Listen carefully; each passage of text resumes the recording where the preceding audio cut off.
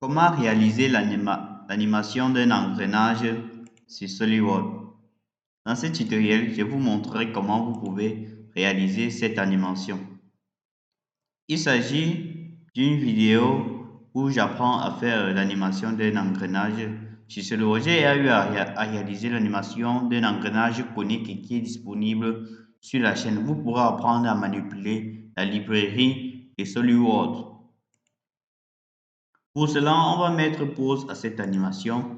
On va venir cliquer au niveau du menu démarrer, cliquer sur nouveau, cliquer sur assemblage.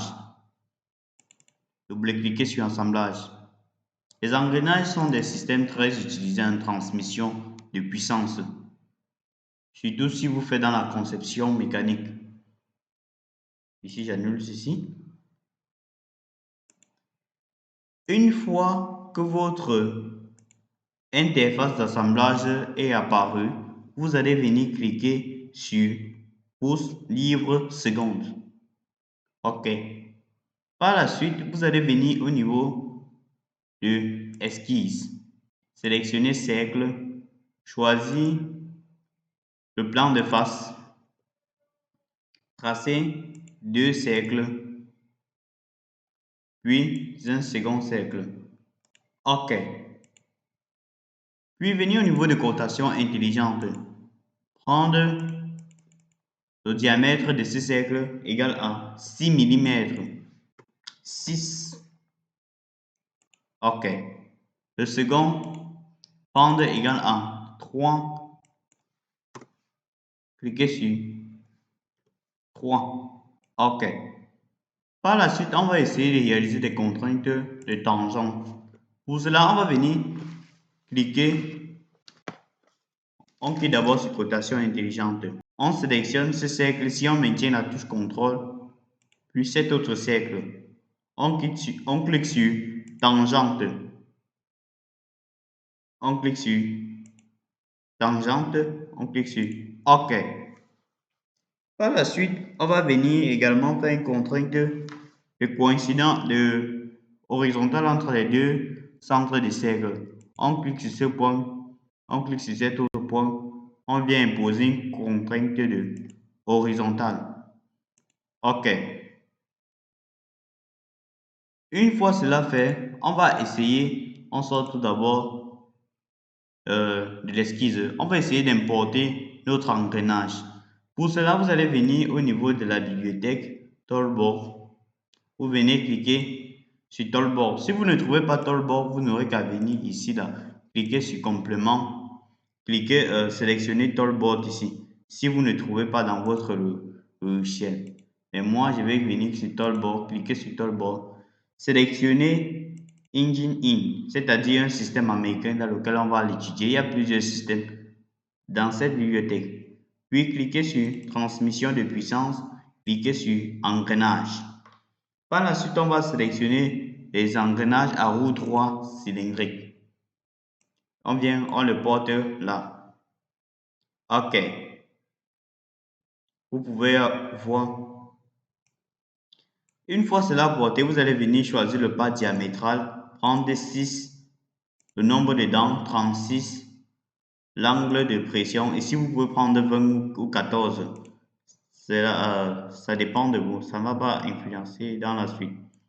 Puis prendre le diamètre nominal, le 2, 1.16. Par la suite, vous allez prendre les renus carrés. Vous pouvez également prendre des renus rectangulaires. Puis cliquez sur OK. Par la suite, vous allez voir comment le logiciel va vous essayer de démultiplier automatiquement cela. Vous allez juste cliquer là, ça va se démultiplier. Et pour arrêter la démultiplication, vous venez cliquer sur Fermer.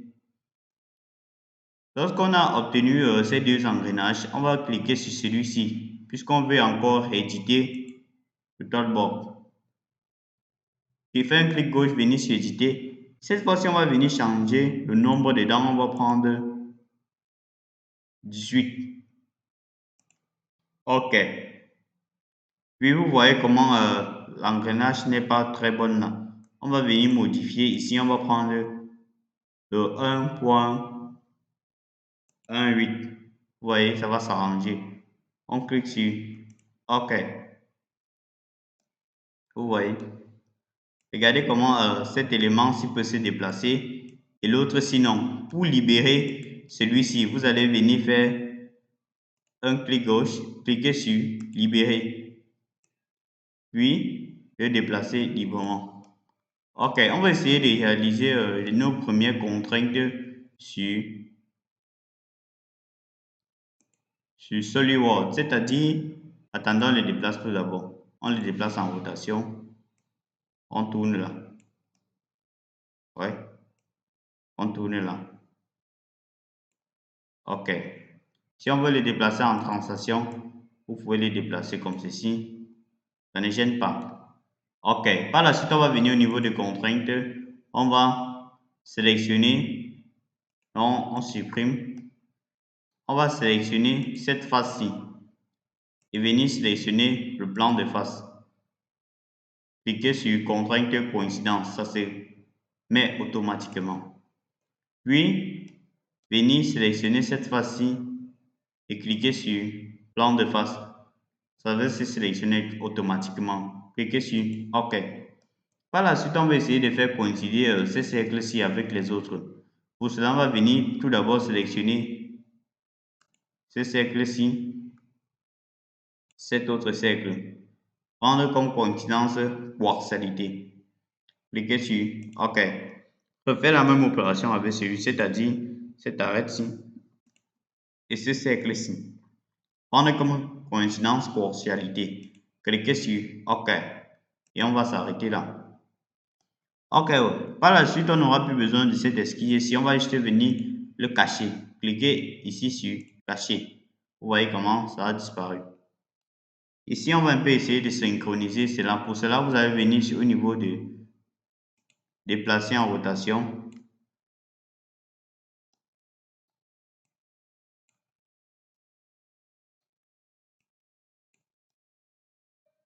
Ok.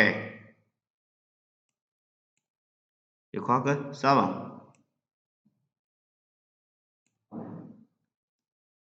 Assurez-vous juste que les éléments ne se touchent pas. Ok. Ici, on va juste venir encore cliquer sur déplacer les composants, venir faire sur euh, dynamique structurelle. Ici, vous allez voir lorsque je tourne cet élément, si l'autre se tourne automatiquement. Regardez, lorsque je tourne l'engrenage, se tourne automatiquement. Ce qui n'est pas le cas lorsqu'on va sortir. Regardez, une fois que je sors, l'engrenage tourne en passant dans l'autre. Vous pouvez utiliser ça si vous voulez faire les démonstrations de votre assemblage et conception. Par la suite, on va essayer de faire l'animation. Pour cela, on va venir cliquer au niveau de la barre de tir, cliquer sur Motion Management. Ma barre est déjà activée. Je vais venir juste cliquer sur Étude de mouvement, sélectionner ici Analyse de mouvement. Si vous ne trouvez pas Analyse de mouvement ici, là, vous allez venir au niveau de Complément SolidWorks, cliquer sur SolidWorks Motion. Là, Analyse de mouvement va s'apparaître. Moi, je sélectionne sur Analyse de mouvement. Puis, je vais venir faire d'abord ma première relation de contact. Donc, cliquez sur Contact. Sélectionnez cet engrenage et cet autre engrenage. Puis, cliquez sur OK. Les autres paramètres ne nous intéressent pas pour l'instant. Puis, par la suite, on va essayer de configurer les images. Pour configurer les images, c'est très simple. Vous venez cliquer là. On va prendre comme nombre d'images par seconde 50. 50. OK. Puis, on va prendre comme le nombre ici, on n'aura qu'à fermer là. Le nombre de minutes, on va prendre ici égal à, disons 8. OK. Par la suite, on va juste essayer de réaliser le déplacement moteur. Pour cela, on va juste sélectionner un élément. Vous pouvez sélectionner le pignon ou la partie moteur. Vous cliquez là. Ici, vous prenez comme vitesse du moteur 20 tours par minute. 20 tours par minute. Vous cliquez sur OK. Ici, on va devoir calculer pour observer. Non, c'est faux. Il faut calculer d'abord. Ici, on calcule. OK. Vous pouvez voir comment notre animation est en train de calculer. OK. Ça prend un peu du temps. Vous n'aurez qu'à attendre. Ça ne dérange pas. Vous pouvez recalculer si vous souhaitez voir votre animation. C'est ainsi que vous pouvez réaliser une animation sur le logiciel SolidWorks. Si cette tutoriel vous a plu, n'hésitez pas à liker, à poser vos questions en commentaire et à vous abonner. On se voit dans un prochain tutoriel. Merci pour le visionnage.